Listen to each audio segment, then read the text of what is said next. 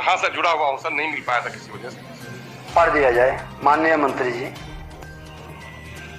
महोदय, वस्तु स्थिति यह है कि माध्यमिक एवं उच्च माध्यमिक शिक्षकों के नियोजन हेतु छठे चरण की कार्रवाई चल रही है, जो वर्तमान में पंचायत चुनाव 2021 हेतु आदर्श आचार संहिता प्रभावी होने के कारण स्थगित कर दी गई।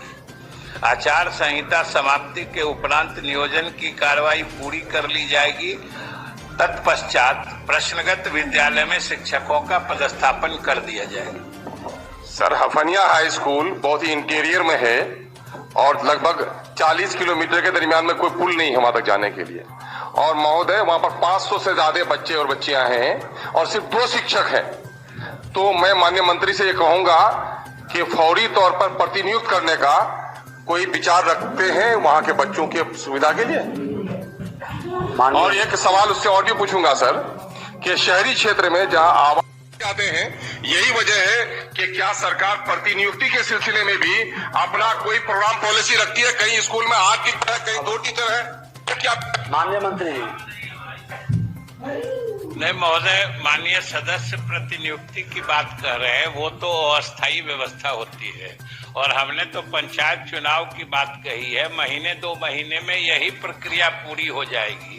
फिर चूंकि शिक्षकों की कमी हम खुद मानते हैं, सरकार मानती है, इसीलिए 1.25 लाख शिक्षक और उधर भी लगभग हम लोग 30,000 शिक्षक माध्यमिक और उच्च माध्यमिक विद्यालयों के लिए कर रहे हैं।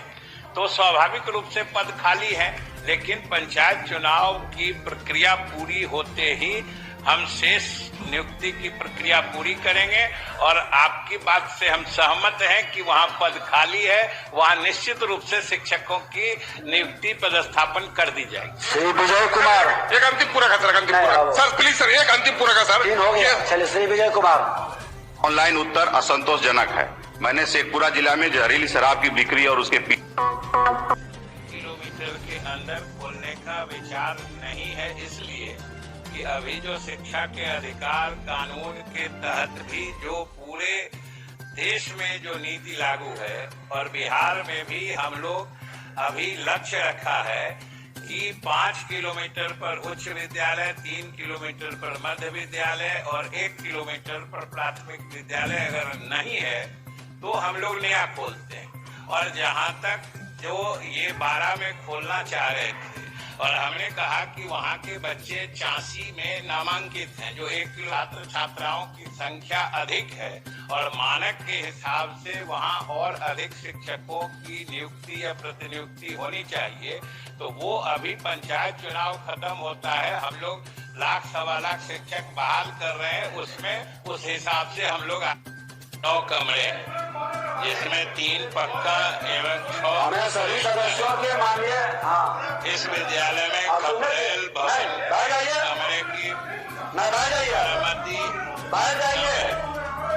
इसे विद्यालय विकास कोष की राशि से मरम्मति हेतु जिला शिक्षा पदाधिकारी को निर्देश दिया गया है और विद्यालय के 4 दीवारी निर्माण हेतु मनरेगा से कराने का जिला पदाधिकारी सारण को कहा गया है।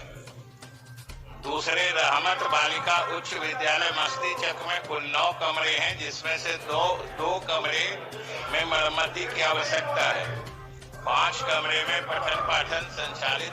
महोदय, वस्तु स्थिति यह है कि प्रश्नगत मदरसा की प्रबंध समिति द्वारा मदरसा में प्राचार्य के रिक्त पद पर फाजिल सहायक शिक्षक श्री खैरुल अनाम को प्रोन्नति दी गई। सहायक शिक्षक श्री खैरुल अनाम की नियुक्ति 1/10/2011 है और इनकी नियुक्ति तिथि 4/7/1980 है। वरीय सहायक श्री मोहम्मद अनवार आलम के कार्यरत रहते हुए कनीय शिक्षक श्री खैरुल अनाम को प्रोन्नति दी गई, जो नियमानुसार नहीं है। हाफिज से फाजिल पद पर प्रोन्नति कर अनुमोदन की मांग की गई है। हाफिज से फाजिल पद पर प्रोन्नति का सीधे प्रावधान नहीं है। उक्त मदरसा की प्रबंध समिति द्वारा की गई सभी प्रोन्नति नियमानुकूल नहीं रहने के कारण बिहार राज्य मदरसा शिक्षा बोर्ड पटना द्वारा प्रोन्नति से संबंधित उस दावे को वापस कर दिया गया है और स्वीकृत करते हुए और कहा गया है महोदय कि नियमानुसार प्रस्ताव दे, नियमानुसार प्रस्ताव आएगा तो बोर्ड द्वारा उस पर उचित कार्रवाई की जाए। ठीक। महोदय कब भेजा गया है, क्योंकि वहाँ तो मिला ही नहीं लोगों को, वहाँ से प्रस्ताव है।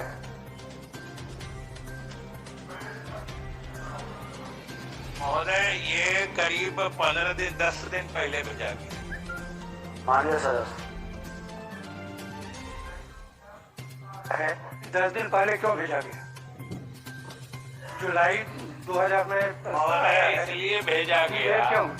कि हमने अपने उत्तर में बताया है कि एक तो जिनको प्रधानाचार्य जो सदर मुदर्रिस जो भी है बनाया गया, उनकी प्रोन्नति नियमानुकूल नहीं थी।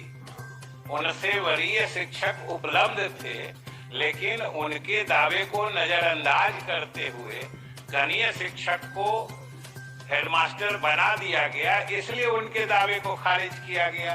ये सब प्रक्रिया और जांच में प्रतिवेदन मंगाने में समय लगता है। और दूसरी बात कि सीधे हाफिज से फाजिल में प्रोन्नति दी गई दूसरे शिक्षक को, जबकि बीच में मौलवी और दूसरे पद भी सोपान है, सीढ़ी है, उससे होते हुए ही वहां जा सकते हैं, इसलिए नहीं मांगा गया। और इन सब चीजों की गहराई से जांच में वक्त लगता है।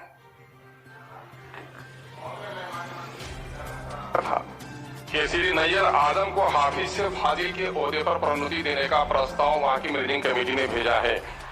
तो हाफिज चूंकि वो सहायक शिक्षक हैं, तो सहायक शिक्षक को प्रोन्नति दिया जा सकता है, हाफिज को मौलवी के ओहदे पर या आलिम के ओहदे पर दिया जा सकता है या नहीं दिया जा सकता है?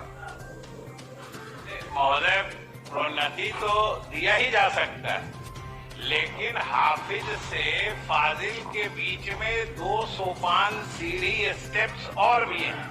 वो है मौलवी के और आलिम के। आप हाफिज से मौलवी बनेंगे, मौलवी से आलिम बनेंगे, तब आप फाजिल बनेंगे। और ये सीधे हाफिज से फाजिल में चले जा रहे हैं।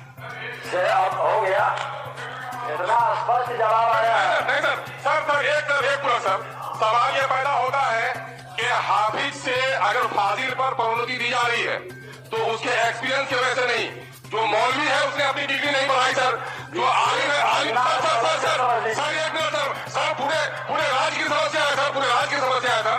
मैं कह रहा हूँ कि हाफिज को जो परमिशन होता है तो वो उनके कार्यकाल की वजह से नहीं, उनकी डिग्री की वजह से। तो मामला ये है कि मौलवी जो है उसने आलिम किया नहीं, सर टेक्निकल मामला है, जो आलिम है उसने अपनी डिग्री बढ़ाई नहीं, और हाफिज ने मदरसा बोर्ड का परमिशन लेकर के फाजिल का